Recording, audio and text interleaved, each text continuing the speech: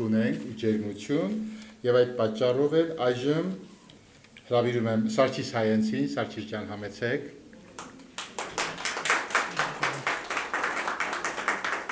Գիրքը ցույց խնդրում եմ, բոլորովին նորը լույս տեսել։ Ողջունում եմ սիրելիներ, շնորհակալ եմ ձեզ նաև պարոն Ափինյան, որ կազմակերպեցիք այս հրաշալի երեկույթը եւ ձեզ համար կընթերցեմ իմ առաջնեկ գրքից մեկ բանաստեղծություն։ Խոսք մթության կամ աղոթք հրեշտակին։ Մթության մեջ վերջին լույսը մարեց, ասա երանելի ով հրեշտակ,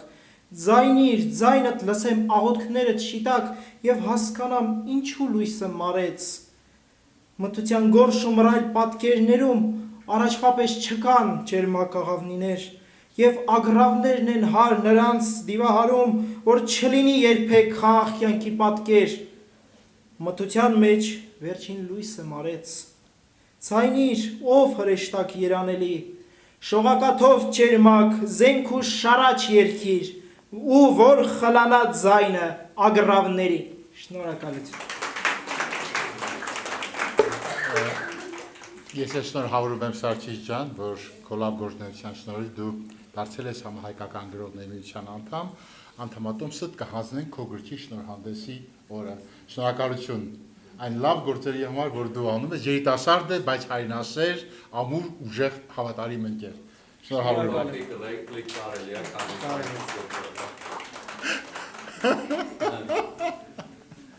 Կուզեմ նաև իր գրող լինելու, իր տաղանդավոր լինելու,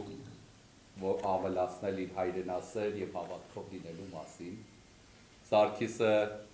դեկտեմբերի 18-ի հայտնի դեպքերի ժամանակ առաջի շարքերում էր ի պաշտպանություն ազգային սրբությունների։ Եվ շատ անգամ, որ ասում են ուր են մտավորականները,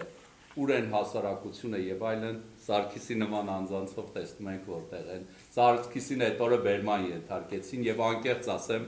բոլոր այնտեղ եղողների եւ ընդամենը հարց էին տալիս.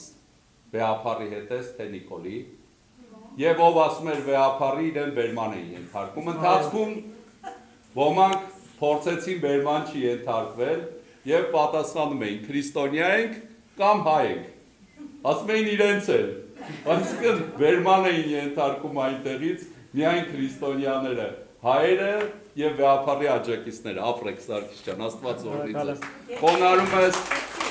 հայրենիք եւ Աստված սիրող բոլոր գրողներին, որոնք Աստծո նմանություն ունեն իրենց մեջ եւ փառահեղ կերպով արտահայտում են ոչ միայն իրենց գրվածքներով, այլ իրենց գործնական ներկայությամբ։ Աստված օրհնի Սարգիս ջան։